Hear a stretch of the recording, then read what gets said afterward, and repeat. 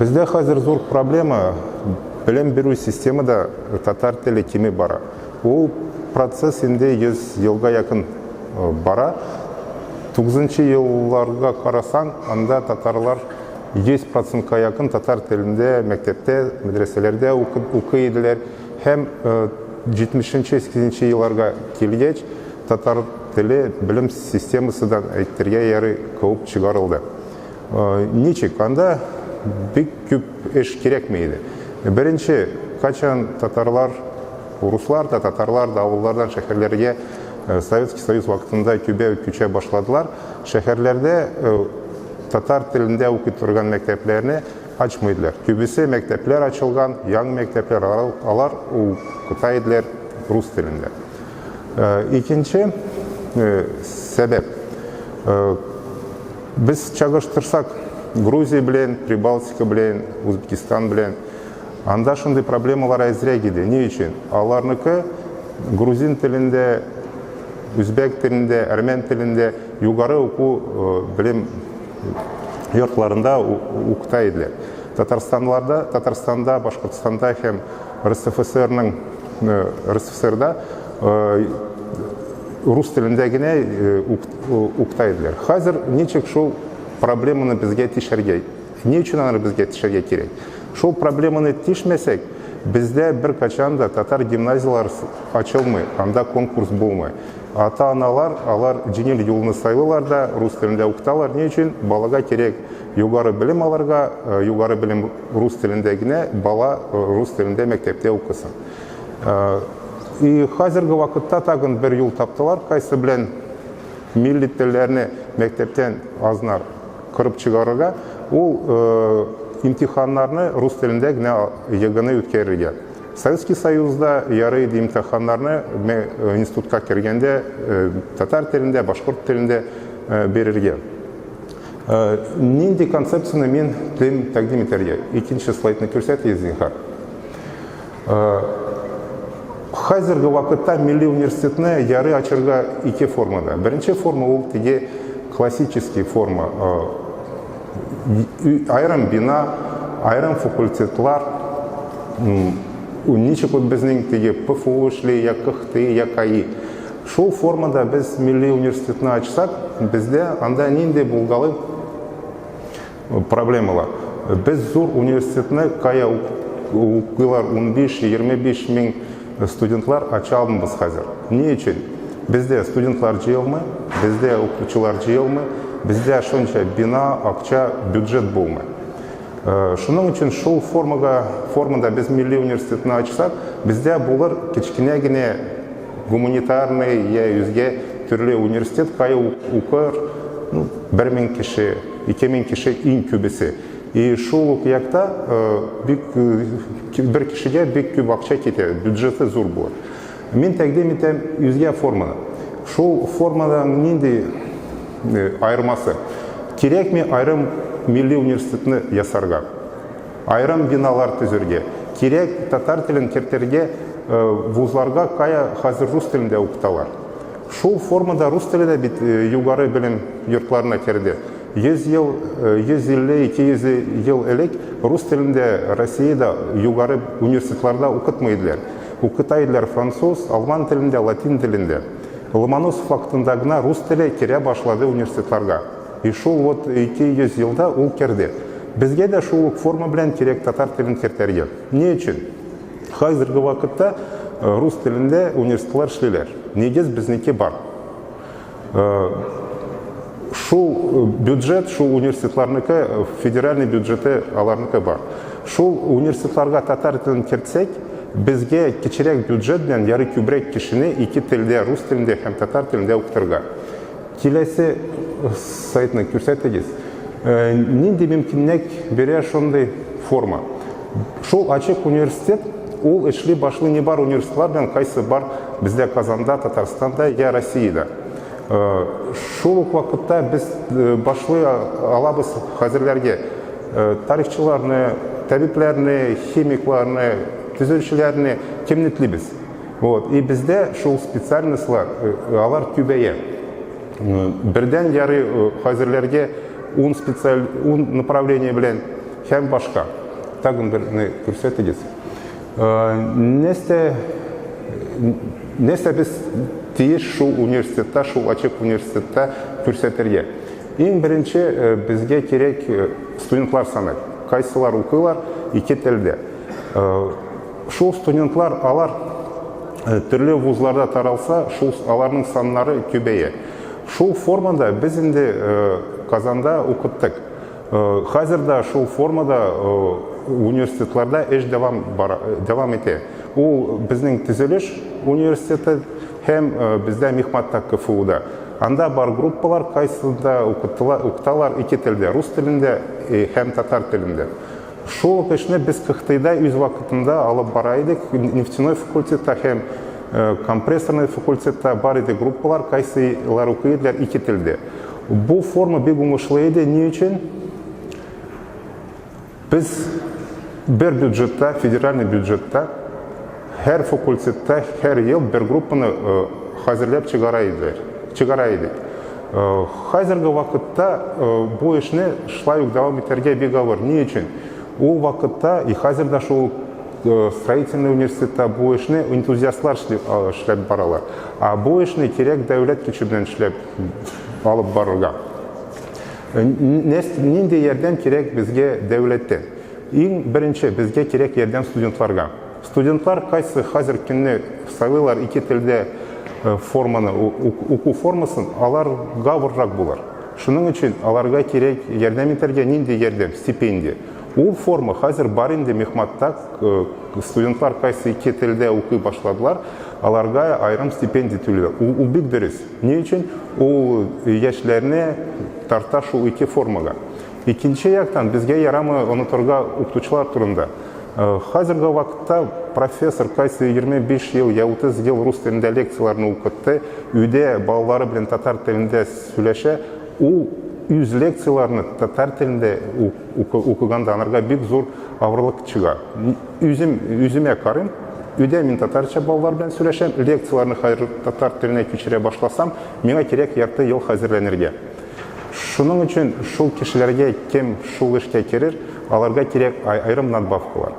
Шул вакытта безгә кирәк өстәмә надбавкалар кешеләргә кем шул татар группаларында, ике телдә укый торган группаларда рус телендә укыта, аларга да кирәк надбавкалар. Ни өчен?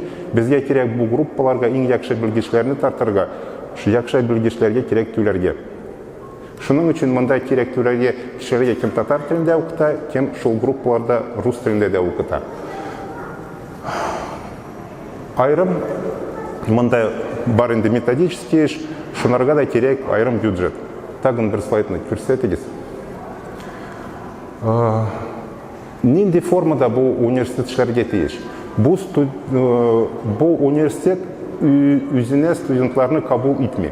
Ул эшли студентлар белән кайсылар кирделәр башка университетларга. КФУ, медуниверситет, Кыхтый, КАИ. Шул студентлар белән шул университет эшләргә тиеш. Шул студентларны, аларны айрым тагын өстәмә шул ачык университет студентларына кертәләр, һәм аларга стипендия түли башлыйлар. Нәрсә бу форма безгә нинди мөмкинлек бирәләр? Шул форма белән эшләсәк, безгә ярый башларга бик студентлар саны белән 200 студентта җитә башларга. Шул форма белән эшне дәвам итсәк, бездә бар мөмкинлек 25 елда студентларның санын 15 меңгә елына җиткерергә, я 40 меңгә. 15 мең кеше кайсы ике телдә укый университетта, ул бик зур сан. Идрис не әйтергә, шул форма белән без шул санга җитсәк, әйтергә ярый, без проблеманы тишәрбез. Бу инде минималь саны 15 мең. 40 мең кешегә җитсәк, ул безнең Татарстанның студентлары 4-тән бире, әйтергә ярый, безгә инде җитәрлек. 40 мең кеше кайсы укый университетта ике телдә, ул бик күп. Бездә шундый уңышлар бер качан да булмады. 15 мең кеше дә бик күп. Шул ук вакытта, минемчә, шул ачык университетка ярамаларга татарларны гына. Кеше ике телдә башка милләттән, урысмы, башкортмы, шимбәме, маримы, iki tilde rıza bulsa okurga, tatar tilin bilse керек алырга. Ne için? Dürüst ettiler. Hazırgı vakitte терминология ол не барсы чит тілден келді. Но мен сізге вот айтайын рус тілінде фразаны. Процесс реформинга на бифункциональных катализаторах. Анда рус тілі бар ма? Рус сөзі бар ма? Yok. Татар сөзі анда бар ма? Yok. Татар тілінде айтсам, реформинг процесі бифункциональ катализаторларда. Кем татар тілін білмей, кем рус тілін білмей, кем инглис тілін біле, ол шул фразаны аңлай ма? Ну, нефтяник аңлай. Шуның үшін бізге ярамы милләт ішінегіне қачырға керек шул ачык университетка башка милләт кешілеріне де чакырыға. Не үшін мен шылай айтам? Мен өзім декан болып ішлегенде, менде бар еді шундай вакытлар, қачан келе бір студент, ол өзі чуваш малай еді, татар тілін біле еді, ну шылай енді, есәмесі сау болығыз. Келе де айта, Исмаил Шакирович, мен тілімді ике тілде оқи тұрған группада оқырға. Миңа анда дусларым оқи, тілеме біт, метем сен нечік анда оқисың, сен біт татар тілін начаррақ білесің. Ол де менің проблема нечік мен анда оқырмын. Яры тілесең кер оқи. Сонға оқытушылардан сұрым, нечік оқи, нормально оқи, нечік жауап бере. Нормально жауап бере, бешліктер қоябыз бит. Шул терминология, халықара терминология бойынша анарға жеңеледі. Анарға гади татар тілі жеттер шул екі тілде оқырға. Қазіргі вақытта да бізде чит тілден оқи тұрған студентлар қықтыйда, университетта көбесі рус тілін жақшығына бермелер. Алар бір жерде сөйлей алмалар рус тілінде, алар хатларда жаза алмалар рус тілінде. Шул вақытта алар математиканы, физиканы, химияны имтиханларны берелер бешліктерге. Келесі слайдны көрсетіңіз зинхар. Зор проблемы бюджет. Көп эш ол бюджет катыгылада, шыны білен тұқты. Нинде акча бізге керек шол ачык университетін ачырға. Но мұнда көрсетілген нечкенде план, көп ме яры бізде студентлар екі тілде оқытырға. Менімше яры башларға қайдыр 0,1%-тан, 0,1%-тан 25%-қа жетерге 25 жылда. Hem iki tilde оқи тұрған студентлар қайдыр 200-ден 40 мыңға қадар яры мыңгерге, я 15 мыңға. Келесі слайдны көрсетегіз. Ничек бұл эш алып барыға тиеш менімше. Договор. Түзеле договор. Ачык университет бір яқтан, hem ПФУ, қықты екінші яқтан. Шул договор білен ачык университет студентларға, оқытушыларға айрым надбавка, айрым стипендия төлей, методический яқтан ярдәм ете, контроль алып бара. Не үшін? Бұл ішіне керек нық контрольда тұрға. Не болғалы шынды халдар, қачан 5% лекциялар татар тілінде оқыталар, да айталар 2 тілде оқытабыз. Я шол группаларға кертелер формаль яқтан қарап, кешілеріне кем татар тілінде оқы алмы, етлемі оқырға. Шул ішіне керек контрольда тұтарға. Икенші яқтан нестен керек контрольда тұтарға сыфат ничек оқылар. Кеше яқшығына татар тілін білсе, ол медицинский университетта оқы алмаса, оқыса анда ішліктерге бізге не үшін, несте үшін анарға стипендия айырым төлерге. Татар тілін білеме. Yok, şunun için tülerge yaramı. Şılay işlesek biz bu işini buzabız. Dürüst etkildi. Mında yazılgan niçik bu vuzga açık üniversitetka işlerge. Kelesi slaydını көрсетегіз. Mında көрсетілген plan küp me yarı, niçik yarı üstürüge tatar tilin programıda. Но менімше 50%-тан көбірек керек. Не үшін? Кеше тегеш 2 тілде оқырға минимум. Екінші тілін юғатмасқа ол бір яқ. Екінші яқтан бар көп белгечлер, қайсы татар тілін білмелер. Алар қачанда татар тілінде бір сөзде айтмағанлар жоқ. Шул кешелер, шул группада эшләргә тиеш. Не үшін? Алар үз фәнін жақшы білелер. Біздің балаларны оқытырға тиеш рус тілінде. Я инглиз тілінде, кем нечекенде. Келесі слайдны көрсетегіз.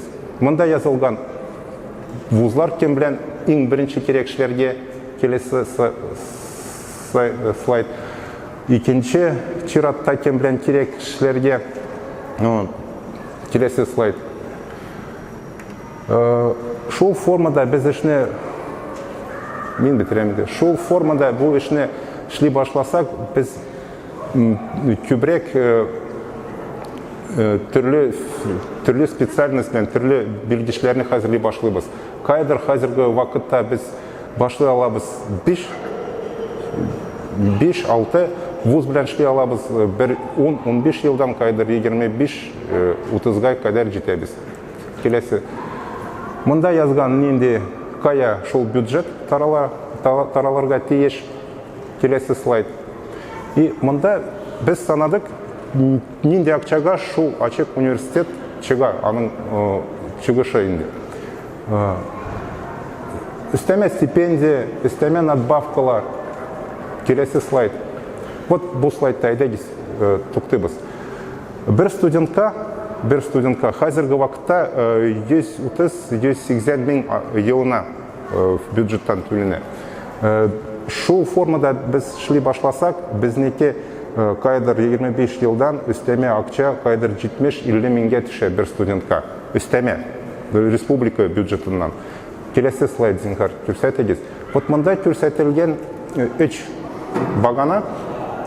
Ул максимальный вариант, минимальный вариант ачык университет һәм теге инде шундый безнең традиционный формада университетны ачсак. Әйдәгез вот бу ике багананы чагыштырабыз. 15 мең студент, ул минимальный, 25 елдан. Бер студентка күпме акча китә, күпме студент без укытабыз, и ничә без направление ача алабыз. Минемчә, шул ачык формада без эшне алып барсак, безнеке без тизрәк татар телен университетларга кертәләбез. Рәхмәт.